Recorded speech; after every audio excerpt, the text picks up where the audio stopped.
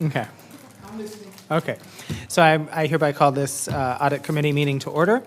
The Audit Committee will now make a motion, oh no, sorry, wrong thing. In order to comply with Section 2.2, 3712D of the Code of Virginia, it is necessary for the committee to certify that since this Fairfax County School Board Audit Committee convened a closed meeting on October 28, 2024, to the best of each member's knowledge, only public business matters lawfully exempted from board open meeting requirements and only such business matters as were identified in the motion convening the closed meeting were heard, discussed, or considered by the committee during the closed meeting. Do I have a motion? So moved. Okay. Ms. Lady, a second. Thank you. Ms. Marcia St. John Cunning, thank you. So we are now going to commence with our agenda, which has sorry. All those in favor? Okay. And it is unanimous of board members here, Mr. Moon, Ms. St. John Cunning, Ms. Lady, and Mr. McElveen. Okay, we're going to move on to our agenda, which consists of 2 items, one with lots of follow-ons. So over to you, Ms. Coe, to deal with the first item. Thank you. Good afternoon, everyone, committee members. So today we have a few items to discuss. The first one on it is item 2.04 in Board Docs. It is a business process audit that we conducted on Holland Meadows Elementary School. So I will brief the committee about the first finding, and then I will defer it to our auditor, Ms. Brittany Hamilton, to go through the rest of them. So this is a business process audit that we conducted on September 5th, and there was a change in principle, so it's one of the trigger why we went to conduct the audit there. And we mainly focused looking at the financial transactions that the school has, and we observed 6 different findings. We have 1 high-risk finding, 1 moderate risk finding, and 4 low-risk findings.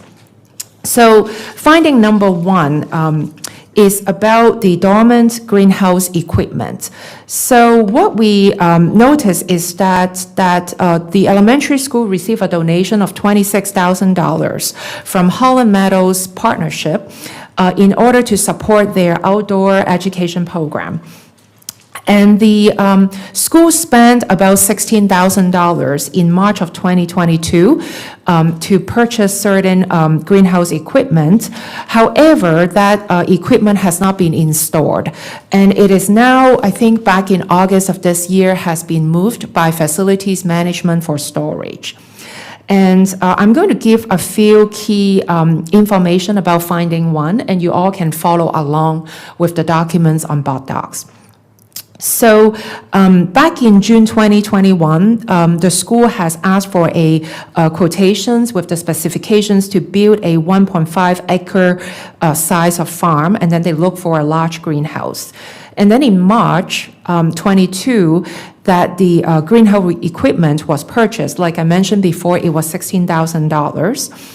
However, subsequently, it was found that in order to construct that greenhouse, the school actually need to get a stamped permit drawing in order to do that, and then also to get permit from the Fairfax County government before the assembling and before the setup of the greenhouse can start. And then later on, there has been some, correspondence between the school and the Office of Facilities Maintenance. And then the last one that we saw, it was in August 2022, that the school confirmed that they could not find an architect to create and stamp the drawings. So that's why that the installation cannot be proceed. And so that's how the $16,000 was accounted for. And then in addition, we noticed that there was about $730 of purchases made on lumber and also wheelbarrow, where when we visited the school, we can see evidence that they have been in use.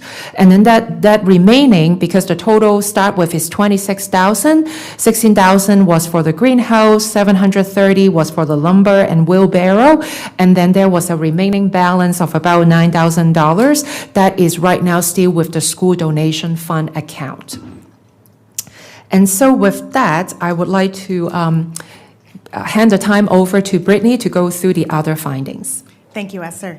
So I'll go down to finding number 2, In a sample of 11 disbursements, one sampled cash disbursement was made improperly to a FCPS employee for yearbook coordinator work for $600. The payment bypassed the payroll process.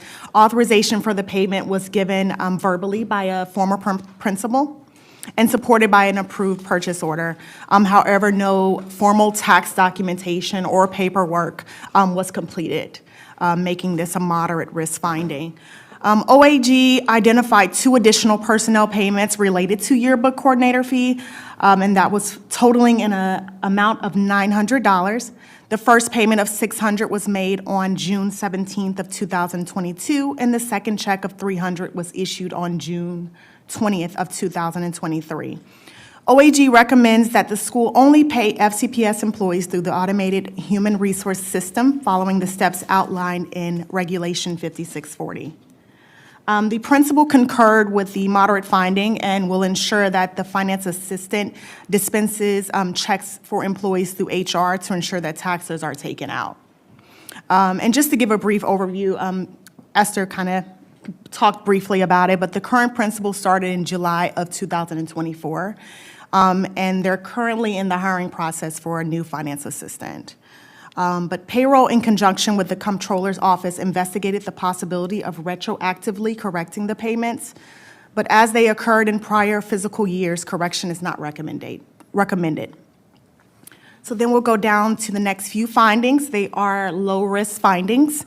So for number 3, the FMR, which is the Financial Management Report Reconciliation, for 1 month sample was not reconciled and approved in a timely manner, specifying specifically for July of 2024 FMR, and it was not approved in the online application until September 9th of 2024. However, the due date was August 29th of 2024. OAG recommends that the principal and finance assistant complete and approve reconciliations in a timely manner. And then if we go down to finding 4, one payment was made to Bedford Falls Book Fairs, and it was not paid timely, totaling in $2,820. Although payment was made after the due date, no late fees were incurred. So OAG would recommend that obligations should be paid promptly to avoid penalty fees. And then we have the 5th finding. One sample cash disbursement was made outside the proper purchasing process where funds were obligated to an approved purchase order totaling in $298.93. The sample consisted of 10 transactions. OAG recommends that school has properly completed and approved purchase orders for all transactions before obligating funds. Okay. And for the 6th and final finding, 2 sampled cash disbursements and 1 sample procurement card purchase was made without proper documentation. The 2 sample cash disbursements totaling in $5,810, and the procurement card purchase was $1,157. The 2 disbursements were pulled from a sample of 11 transactions, and the procurement card purchase consisted of a sample of 10 transactions. A donation account was charged for both the disbursements and procurement card purchase. However, no documentation was available specifying what the donated funds were used for. And as of September 5th of 2024, OAG was unable to determine the remaining balance of the specified donation funds. OAG recommends that the financial assistant and principal document an account for donations made to the school so that expenditures of these funds support the intended purpose of the donation. OAG would also recommend that donation documentation be filed properly with properly completed and approved purchase order and an original itemized receipt when expending these funds. And I'll hand the time over to Ryan. Great, thank you so much. Do you have anything else? Okay, so we'll open it up for questions. As a reminder, we can take audit committee members, and we also have another board member here who is welcome to weigh in. Mr. Moon? Could somebody explain to me what prompted this audit? So there is a change in the principle, right? So again, I also want to say that the school board authorized it like in the beginning of the year that give authority to our office. There are multiple changes, right? That it can be change in principle, it can be change in finance technician, etc. And then it can be different reasons as deemed possible. So that's why we would need to go to kind of take a look at the school finances. I mean, we get new principals, dozens of new principals each year. Do you automatically go to those schools No, it's on sampling basis. sampling? And Harlan Meadows happen to be just one of those luck of draw So this is through this, or? right. So when we consider which school to go to, Mr. Moon, that's a great question, right? So we really need to check that because we have finance technician changes a lot too, and the principal stats has a lot of changes as well. So for this situation, we also get a claim to say, to suspect there may be a waste. So it's a combination of different factors. And I think these factors are all allowed under, how we set up this audit for. So I wanted to find out, I wanted to learn whether there was some sort of reporting from someone within or without the school about potential misuse or waste Right. of the funds. Right. There was? Yes. Okay. Okay, thank you. And did I hear this correctly, that the OAG has been unable to verify the amount of the remaining balance? No. Of this donation? or- Sorry. Let me clarify. Are you referring to finding one for the greenhouse, or are you referring to the other findings? Other findings? So, Brittany, you want to talk about the other finding? So, yes, so it was a donation that came in. The reasoning behind the donation, we didn't have the documentation to prove that. And then also the balance, we were not able to get the full balance on that particular donation, and what that particular donation was for. And school has no explanation? Yes, so maybe if Dr. Ponce, you want to add on to that, but per my understanding for the other donations, because it was donated a long time ago, my understanding was that it was under the previous principal timing, that supposedly the donation should indicate what the money is for, so that the school staff, when they spend it, they can spend according to the purpose, right? But for the situation that we highlight in finding 6, so just make sure we can all follow that we could not find what this donation is for. So that's what was missing. And then when we talked to the school could not provide us about the reasoning, the evidence, what is this donation is for. And therefore, we don't know what the balance is either? Is that why? Just for that particular, Donation? yes, correct, that particular donation. Thank you.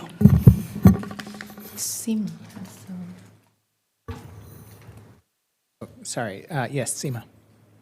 Yes, I just wanted to add on to that the current policy, Mr. Moon, for donations is that when donations are received, we have policies in place where they're supposed to put the backup, the letter, all the backup documentation, and put a separate account. We call it the local school activity fund, right? So there's a separate account that they're supposed to set up by policy that can then track that donation for its intended use. Whatever was done at this school, they did not follow the proper policies. What we would like to offer to remedy these situations moving forward is that all donations over a certain dollar, and Dr. Ponce and Finance are discussing this, it could be $5,000, it could be $10,000, but anything over a certain threshold come through the Finance Department as a notification so that we know also what donations are being received by the schools, what the purpose is. We can then follow up and make sure they're used for the right purposes and the right intentions, and then this situation won't occur again. So.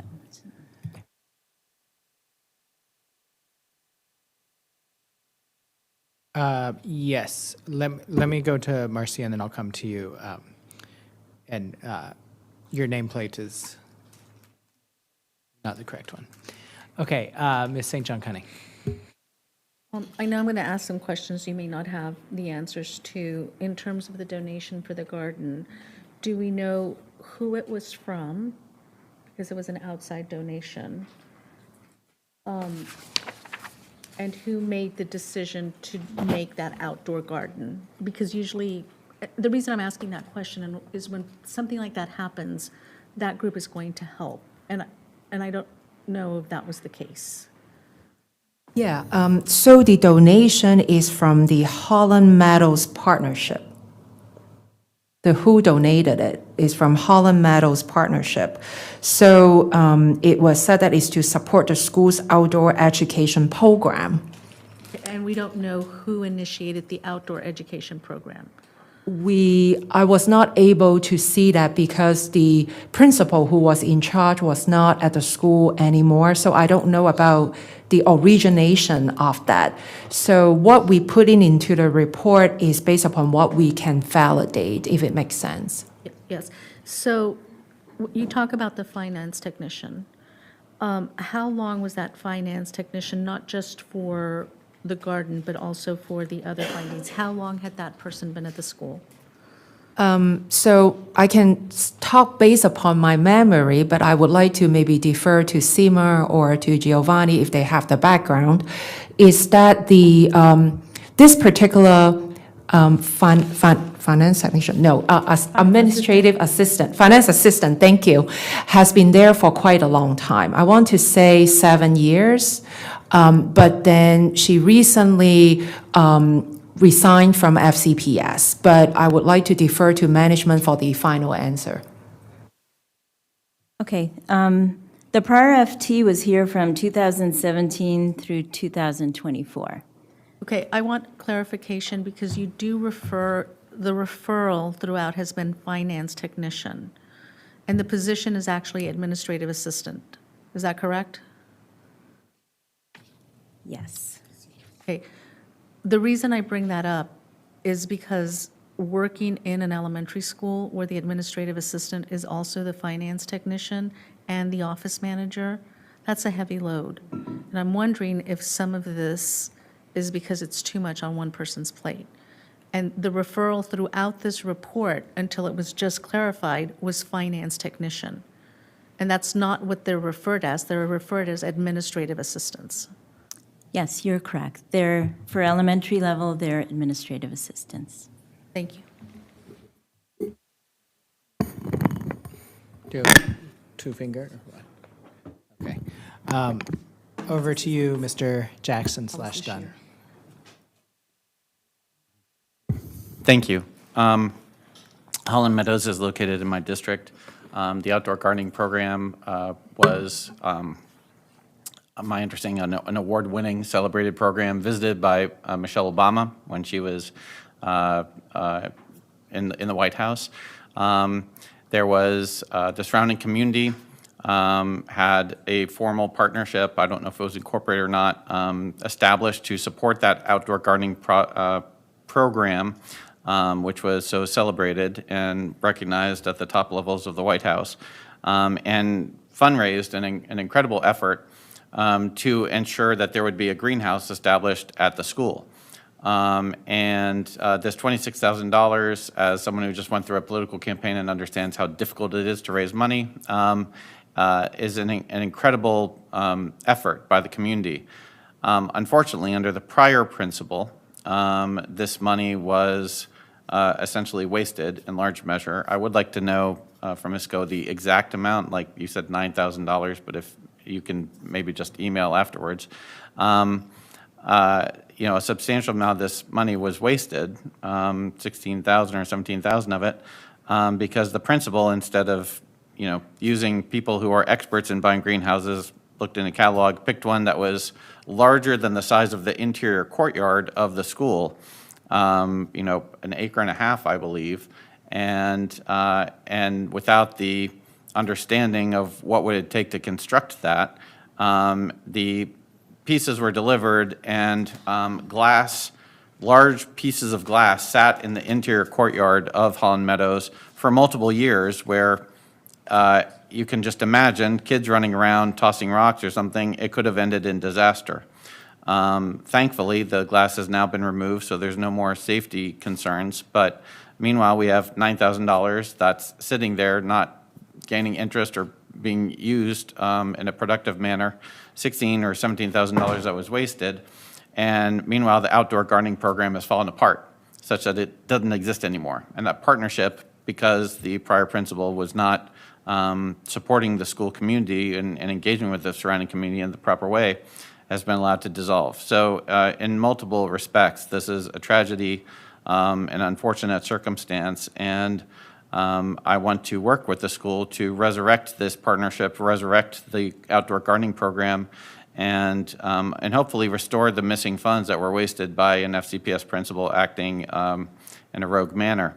And hopefully institute sufficient controls that this will never happen again, whether it's $5,000 or $10,000. I would put it at $1,000, because anything over $1,000 is significant in my book for taxpayer dollars. So I would like to thank Ms. Coe and the team for doing this examination, which I requested in response to Mr. Moon's question. And I'm happy to see the facts gathering and ascertained so that we can, as a school board, deliberate how to remedy this and prevent it from ever happening again. Thank you, Mr. Dunn. I'm going to ask a question, and then I'll turn it over to staff to weigh in if they'd like. Ms. Coe, can you tell us what's going to happen to the equipment now? I understand it may be utilized elsewhere.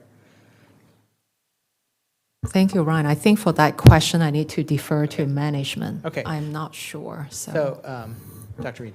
I spoke to Ms. Szymanski, and I don't know that it's going to be used elsewhere. I think there's still a question around permitting, about plans, architectural plans, and all of this was a donation. So just trying to be thoughtful about what's possible. I think they're looking at that, but there are no current plans to place it somewhere else. I think the cost for the architect to do plans and the permitting timing and the construction might eclipse the donation of the materials. And I think that this is something that she spoke about in general, that at times, sometimes PTAs or fundraising groups maybe fundraise for some piece of equipment on the playground too.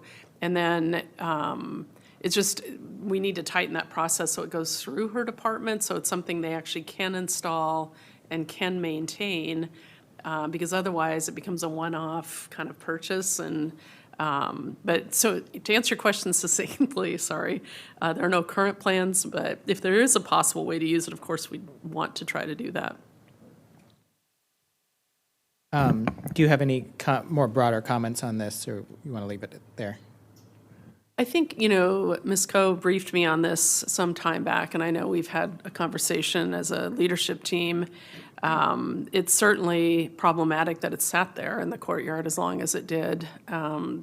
We're working on ways to ensure that doesn't happen again. Great.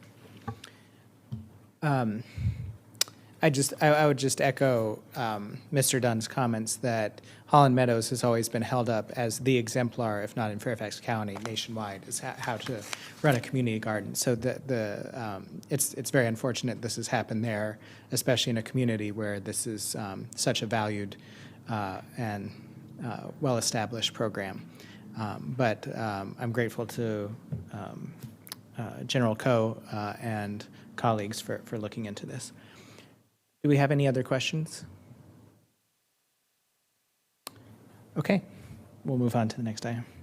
Great. So item number 2, which is on Board Doc 2.05, is our fiscal year 24 continuous monitoring results for quarter 3 and quarter 4. So with that, I would defer the time to my colleague Brittany to walk us through. Okay.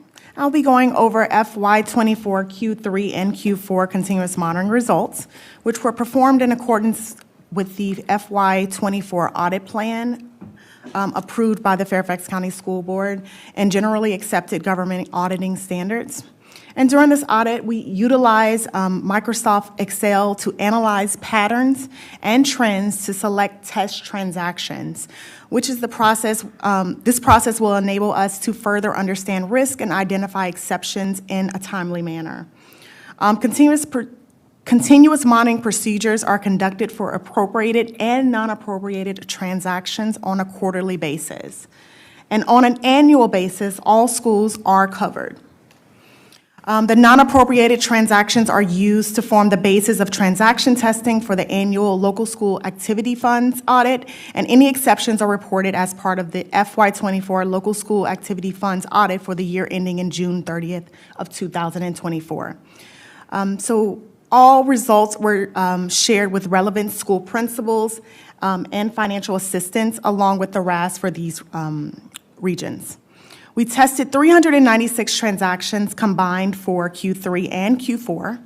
Out of the 204 sites in the sampling population of transactions, 112 sites had no exceptions. 49 sites had exceptions noted in 3 or fewer areas. 1 site had exceptions in 6 areas. 1 site had exceptions in 4 areas. 41 sites did not have any transactions that appeared in the random transaction sampling. And as a result, we identified 20 exceptions in Q3 and 16 exceptions in Q4. The second graph on the second page, it summarized the findings identified for Q3 and Q4. The transactions listed represent common exceptions. However, during Q3, we did incorporate gate activity site visits. We conducted 3 site visits at different school sporting events to observe the process of collecting entry fees at the gate. We identified issues with the recording and documenting of cash gate sales. The cash gate sales were not accurately recorded in the e-tick system or documented with physical tickets and required forms. And the cash gate sales were not properly reconciled after the event. While exceptions are identified, OIG will not identify material concerns which are significant to these sites. And thank you again to Financial Services and the individual schools for their cooperation and patience during this audit. And with that, I'll hand the time back to Ryan. Thank you. Great. Mr. Moon?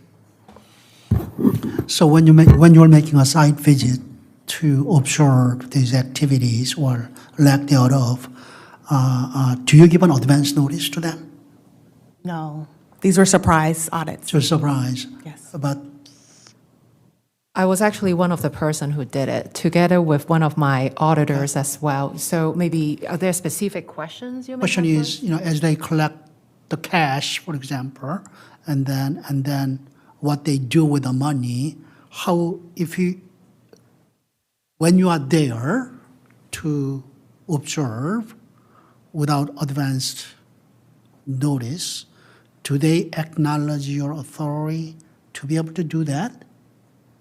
So in terms of the procedural, right, how it is being done, so the schools did not get any advance notice that we are going, but once we arrived, and Luke can speak about, and Monica can speak about their experience too, I will formally introduce myself, who I am, so that it's not just like a random parent sitting close to them and ask all these questions. So they do know about my identification once I arrived. So my question now goes to the fact that even with the knowing that you are there to observe, they did not really follow the proper procedure of handling the funds. So that probably goes into the fact that they are not adequately trained, rather than ignoring the procedure. The why it happened, maybe I would like to defer to management for a response. Yeah. So Ms. Coe and I discussed this, and imagine all of us, go to sporting events, and sometimes there's a volunteer that sits at a table at the door with a cash box, and it might be that they're the person that was the last one in the office, and someone said, we need someone for the game tonight, or somebody was sick, I think very often it's just a person, often a volunteer, sometimes a parent volunteer who's doing this. And I think in the larger gates, where there are multiple people, then it's easier to follow because it's not just one person. But when it's one person at an event, I think it's not that they're just, I just think it's a little bit, it's just not consistently following a practice. And we discussed how difficult it is for people to find someone many times to even be the person there collecting the funds. So we have some work to do to create maybe a checklist that we could put in the cash box, right, that reminds people about what to do. But I don't think people are know what to do and saying, I'm not going to do it. I think sometimes we don't have folks who perhaps have had a lot of training. I think our folks who've volunteered for many years know the practices, but it's a little bit inconsistent across the county, I think. It's also the counting of the money before the next day, I think we talked a little about. There's not like a reconciliation prior to the deposit, but maybe that's more detail than you want. Seema, you want to weigh in?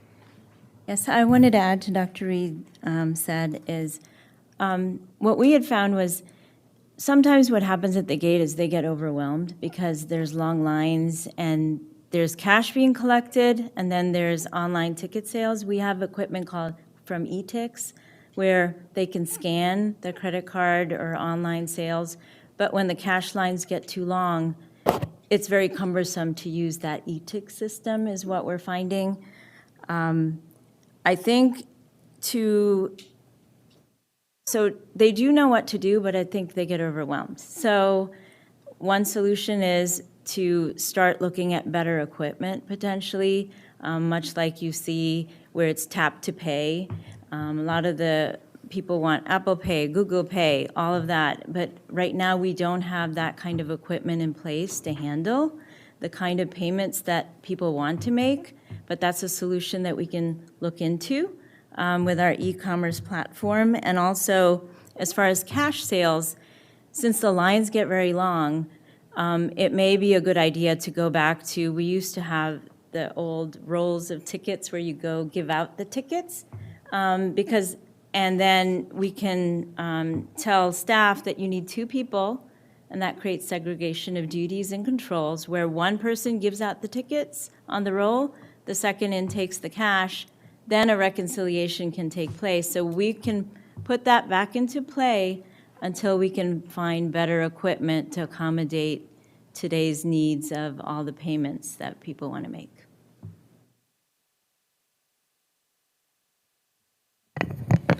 Any other questions? Yes, Ms. St. John Cunning.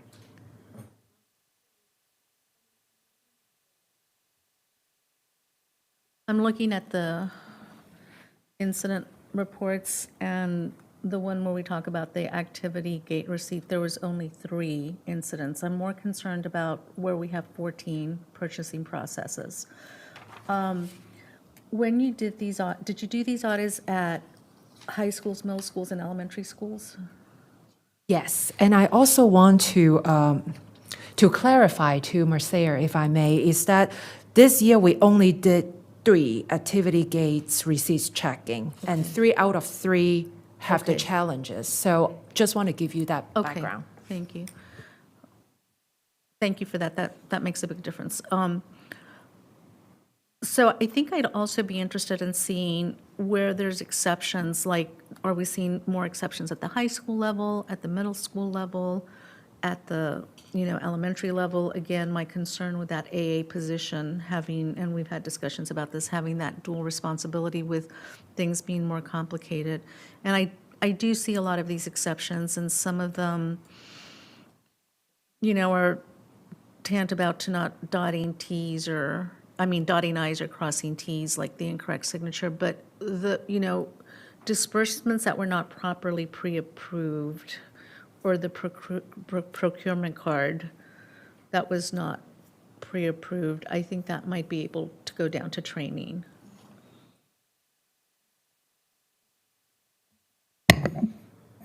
Anyone else? Mr. Moon? Just one quick question about, at those 3 site visits, gate receipts, what's generally the amount of cash receipt? Is it thousands of dollars or hundreds of dollars or? So we haven't yet observed a football games, which we plan to do this year. So just want to give some, preparation for schools. That will be something that we will be focusing.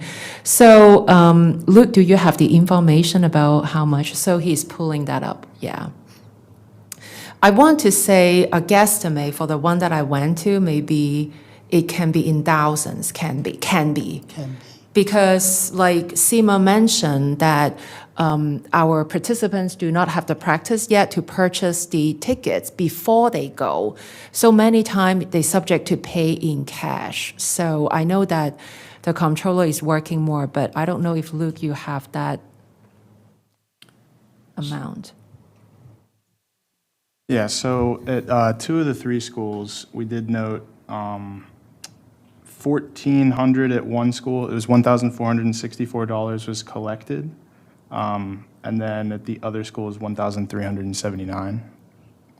What about the third one? There was no reconciliation performed at that third one, just the 2 of the 3. So we don't have that number ready. I'm sure it's there, Mr. Moon, but it's just in our documentation. We don't have it yet And with none us. of those activities was football game? No, they were not. Okay. Okay, thank you.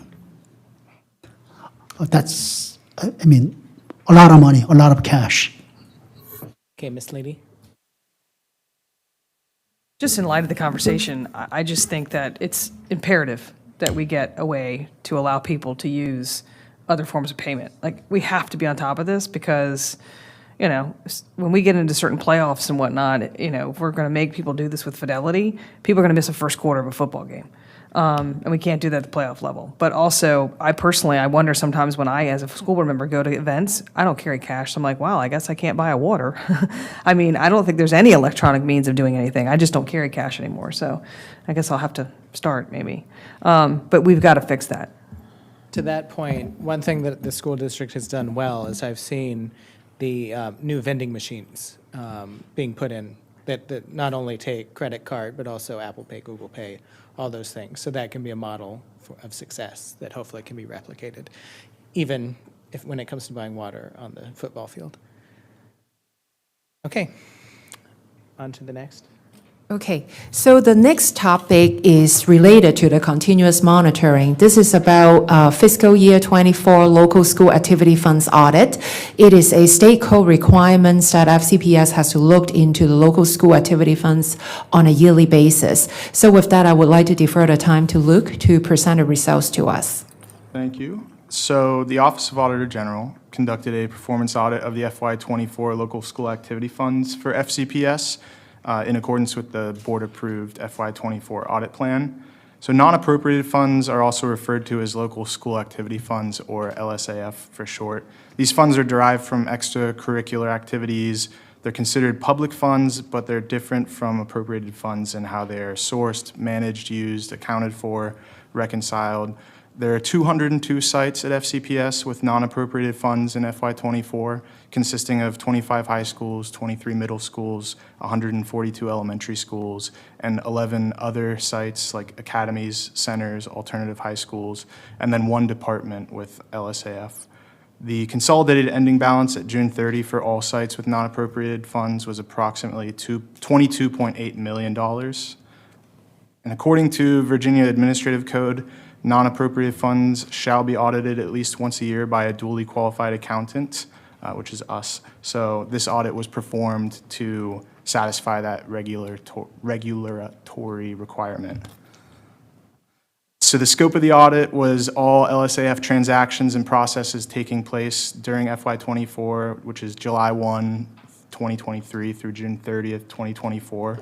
And the objectives were to determine if cash balances were fairly stated, to assess compliance with applicable regulations and policies, to determine if internal controls are adequate and functioning as intended, and to determine if transactions are reasonable and do not appear to be fraudulent. As a result, OAG determined that cash balances for the division are fairly stated, and transactions reviewed during our continuous monitoring appeared to be reasonable and not fraudulent in nature. OAG did not note any findings, but we did identify 2 observations.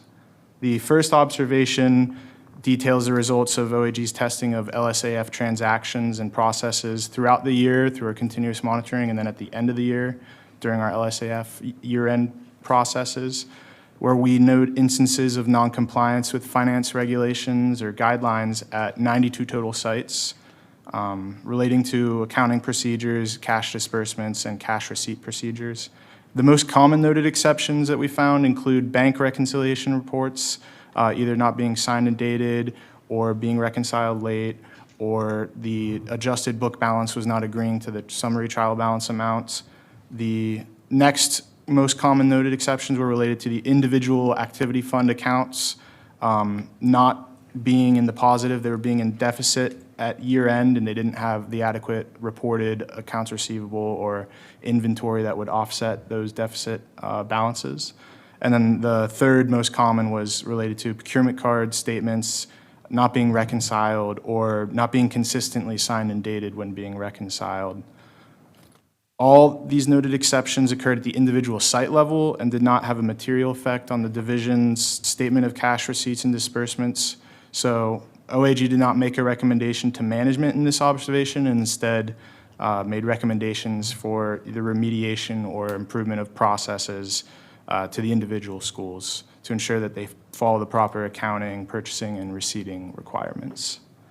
Now for observation 2, OAG identified risks with cash collection processes during year-end testing and quarterly continuous monitoring that were not entirely addressed by the control activities that are currently in place. We did talk a bit about the gate receipt procedures, but this also includes just cash receipt procedures at the school, funds handed into the finance office. So the major risks that we identified include transactions not being accounted for accurately in a timely manner or in numerical sequence until being entered into the accounting system after being collected and received. Limited segregation of duties with school cash collections and ticketed events. Finance officers relying on staff to record collections after they've been received and to bring those funds and the required completed forms, that FS 131 form, to the finance office for deposit. And cash ticket sales being unrecorded, causing reconciliations of sales reports to the cash on hand at the end of sales activities to be unreliable. And we did make recommendations to management in the second observation that they update the manual cash receipt processes, promote the use of MySchoolBucks, which is the approved e-commerce application for recording collections, monitor sales activities to identify schools that are not in compliance with the put in place procedures, and then require schools to strengthen their processes through segregation of duties and proper recording and reconciling of cash sales.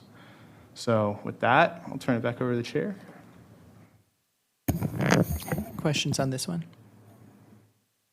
Yeah, we'll start with Ms. Christian, followed by Mr. Moon. So this, the way I understand, is out of the continuous monitoring that you all have been doing. So on a year-on-year trend-wise basis, is there any difference that you see, or is it like pretty consistent? Do we have any data around that? I don't have the direct comparison right here available. I can definitely make that available, but I know off the top of my head, for example, fund account balances, there was a decrease this year from the previous year. There's also a decrease in some of the other findings relating to purchasing processes as well, and sufficient documentation as well. Okay. But I can get like a year-over-year comparison. Yeah, just to see if we are, what is the trajectory that we are on, and how we can help, mitigate some of the things which are repeatedly happening. Okay. So that's the second one that I wanted to understand is competitive bidding. Purchases over 10,000 were not made using established contracts and required 4 quotation were not obtained. Can you please elaborate on this? Because the other one also, I think earlier one, I saw 2 observations on that, and this one is pretty significant because I think this, I'm not sure who is responsible. Is it to be run through the maintenance when it is this high, or is it the threshold is higher if it needs to run through the capital, and maintenance fund or something like that? And is it just the school principal that decides? So I'm not sure how the whole process for these types of competitive bidding works. So I'm kind of trying to understand that as well. Great question. Maybe I can start if Luke and Brittany can help me with the details. So to your question, these are all local school activity funds. So if I may just start with that. So these are all these funds collected at the school level. So it's not the capital improvement fund, absolutely not that. But in terms of who determine what transactions to be entered into, it will be the program manager at the school, right? So who will be the principals? But Luke, do you have further information about the specific transactions? Not the nature of the transactions, but essentially transactions over that $10,000 threshold require 4 written quotes. And in these cases, they had less than that. So I think one school had 3, and the other had 2. So they just didn't get the required quotes that they need. Now, they can make a purchase over $10,000 if it's on a pre-established contract. So Okay. in cases like that, then they can make that purchase without having to get quotes. But in this case, it was not a contracted vendor. They didn't have quotes, so that was Okay, what we noted. so we don't have the detail on what was the exact nature of the transaction. And the other question, the leading question that I have on this was, was this job completed? Do we have any idea about that? Like, okay, you hired someone to do something which is over $10,000. Was this really properly completed, or was it like not completed? Do we even know anything about that, or probably not sure? I can take that. I think for the scope of work, Aparna, that's a great question, right? When you follow the procurement, you want to follow the vendor execution too, right? To ensure the money spent, the services have been provided, right? I think to your point. So for the scope of work for this audit, we focus more about the financial procedures. Okay. So that's the target. But could we test the information that you asked? Of course, yes, we can. We normally we include that as part of the procurement and vendor execution testing, but it's just not part of the scope of work for this audit, if it makes sense. Okay, okay. So I think then I will probably wait for Luke to provide, there is a trend of how we are improving or where we need to improve, and then we can probably see if we can, include some of these samples when you do the procurement audit as well, and see how we can, match both of them and find some findings. Yeah, sure. We can provide some year-to-years comparison for the exceptions in the audit committee, so we can share it with you all at a later time, and then we can have a conversation about that. Yep, Yeah. thank you so much. Yep. Sure. Okay, Mr. Moon? Looking at the numbers, a $40-some million each year, that's a lot of money, given that we have a large school system. And I'm glad that we are able to raise, bring in this kind of receipts as a local school activity funds. If your work of auditing does not involve, and my understanding is, looking at how the money is being used, for what the money is being used. That's not your role. Do you know who provides any oversight of how the money is being used? Seema? So Finance Comptroller's Office provides the oversight on how the money is supposed to be used. So we are the ones who set the policies, procedures, and provide the training to the AAs and FTs and the principals on what's the appropriate use of those funds. If you look at a lot of the exceptions that are found here, a lot of them are due to new AAs and new FTs at the sites. There are 52 new and vacant FTs. So what I mean by that is they've held this job 1 year or less. So basically, it takes a year and a half to learn the job. So a lot of these exceptions that get found here, or lack of support, not 3 quotes instead of 4 quotes, is because people are learning the jobs, and it takes a lot of training to get them to where they need to be. We're trying to ramp up our training. We're trying to have more FT trainings. We have signed a new mandate where all AAs and FTs have to have a 2-year mandatory training, and Dr. Reed has signed that memo. We have principal and FT combined trainings because they have to support each other and work together on what can happen. So we have combined principal FT trainings. So that will also allow us to reemphasize what can you buy, what are the rules, what are the guidances, what policies do we have. We created this quick hit video site on the, if you go to the hub, and I think they can pop it up for you, but it's a library where they can get self-training, and there's little videos that they can watch, and we have 26 videos out there where they can train themselves, because when you're out there and you go to a training and you're like, wait a second, how do I do this purchase order and what quotes do I need? You can watch just a 10-minute video and it walks you through. It's like a hand-holding one-on-one that can get them where they need to be. But we're trying very hard to ramp up our training efforts so that we give them the guidance that they need. So providing a training is one thing, but actually overseeing to make sure that they are in compliance Yes, is and- another. Is that something your office does? Yes. Since OAG doesn't seem to be doing that. Yes, so as part of the reconciliation process, that is the oversight that needs to happen between my office, the principal, and the AA or FT in giving us their reconciliations, to note that all the purchases made are appropriate. It's signed and dated by the AA or FT, the principal, and then we see it to note that they're actually doing things in accordance with what they're supposed to. We also do compliance reviews, also to just check, to make sure that they're using the funds appropriately. So I don't know how long you've been in your office, but during your tenure with us, have all schools always complied with the regulations? Or have you ever, you found from time to time on instances where they are not necessarily in compliance? And what I'm trying to ask is this: does the school board ever get a report from you? Does the school board does not get a report from us, because if we do see any issues, we do what we need to do to correct it on the accounting side. So we correct anything that needs to be corrected. If the issue is just a training issue, we provide extra training. If the issue is enough where it needs to be escalated or elevated, we would then let Esther know or elevate it as needed.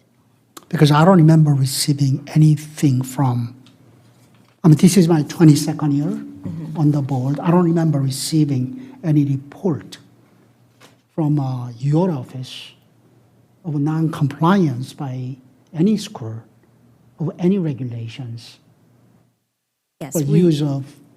yeah, we don't typically provide that to the school board, but we do provide it to the principal, we do provide it to department heads, so that they know what the issues are. If they need training, we try to help them. But a lot of the issues that we've seen are not really fraud and abuse. They're more tied toward the training side that we're seeing. Okay, I'll give some time to myself to cogitate over this. Thank you. As a follow-up to that, I think you were also thinking about automating some of these processes. Like, okay, if four contracts are not there or something, let us not even have the process go through the finish line, or at the time of making the payment, we can have some checks and balances. Is that something happening? Because I think you mentioned about that earlier. Yeah, so we're trying to take the processes where it makes it foolproof, where say you have bank recs, for example. We're trying to put in some type of electronic signature platform in place where proper routing takes place. It tells you exactly who's supposed to sign and date. It sends out reminders just in case the principal forgot to sign or needs to look at a reconciliation. And it triggers a process in the system where if you don't have the support uploaded, it asks you to upload the proper support. So we have a lot of things that we're putting in to automate, make it more electronic, and then try to help the users and give them guidance through that manner too. Yes. Pretty high threshold for, not having bids in place. So that's why I'm like, okay, this has to be, there has to be a very strict process around this, so that's why. Yes. Okay, thank you. Ms. St. John Cunning. So just for my understanding and for everybody's understanding, in terms of local school activity funds, where do those come from? So local school activity funds usually, they might consist of donations, like we had discussed in the last report. It could be student fees for a class or an activity or a club, football fundraising, any athletic event, stuff like that that isn't coming from appropriated funding. And what differentiates that from what a booster club is collecting? Because I know there's a difference between that and what is under our purview. And are there limits to what those funds could go to, the local school activity funds? I can't speak to limits. A lot of the times booster organizations or PTAs or PTOs, they might do their fundraising apart from the school and maintain their own accounts. And then when it comes time, if a school needs to make a purchase, they identify something that they'd like for the PTA to purchase, then those funds are then cut in a check to local schools' activity fund account for the school, and then they would then cut their own disbursement to pay for it. And building use funds, does that go into the local school account? That might be a question for The local school activity fund? I mean, I think I know the answers, but I want clarification. building use funds. I'm not sure on that. Is that community Community use? use. That goes in appropriated. Okay, that's appropriated for, okay. And booster is separate, right? Right, So- right. So can you also just, this is all for clarification. Can you give an example of the type of contracts that we were talking about that the school would have to get bids for that would go over $10,000? What are the kinds of contracts? Well, I mean, I think I know, but I want this, you know, and I know. For example, a new scoreboard. Like if a school wanted to get a new school board for their facility, and it was over 10,000, they would have to get multiple quotes from multiple vendors. Could you just give another example? I think sometimes there's a misconception for what those are used, and I just want that out there so we are talking about the same thing. So we know about, because I think you mentioned something about building and something that which might have been related to CIP. I think sometimes there's not clarity in terms of what kinds of things those funds are used for. And since you go out there and you see the contracts, I don't want to speak from my limited experience, I want from your broader experience. I think another over $10,000 purchase I've seen is just to refresh supplies for one of the academies, one of their classes. I think it was, I don't remember the exact class, but for refreshing supplies for an academy class, really anything that's over $10,000 could be a lot of different purchases. Thank you. Okay, Ms. Lady? Yeah, just a couple things. Of the 50 vacancies and/or people that have been in the job a shorter amount of time, how many of those are at the high school level? So of the ones at the high school level, there are 7 at the high school level, 5 in the middle school, 31 in the elementary. And just as a reminder, I do believe that the finance tech at the high school, and if that is the term used in middle school, they are paid more than an AA. Is that correct? Yes. I just want to elevate the fact that the AA at the elementary school is a jack of all trades. They're a registrar. They're the AA of that, principal. They are a finance tech.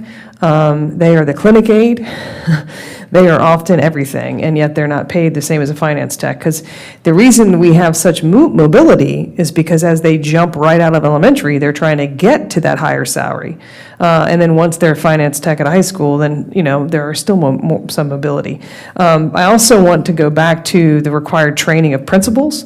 Is that required of them, or as it is of the finance tech and the AA, or is it just strongly encouraged that they come to the training with their AA or finance tech? At this time, we're encouraging them. Okay, I would like to push for requirements. I have worked for a principal who knew finances inside and out, and I worked for a principal who I could have stuck anything under that person. I won't even give a gender, but to that individual, and they probably would have signed it. And they knew almost nothing about financing. But to Mr. Moon's point, it's my memory that every year, our local school activity fund is audited. Like, they come and it's an all-day affair in our conference room where they are going through everything that we have done. And so there is, I believe, great oversight from the county. I'm not critiquing that. I think the county does a fantastic job with their oversight. What I'm asking is that principals be required to be trained, because that's where I have seen more issues.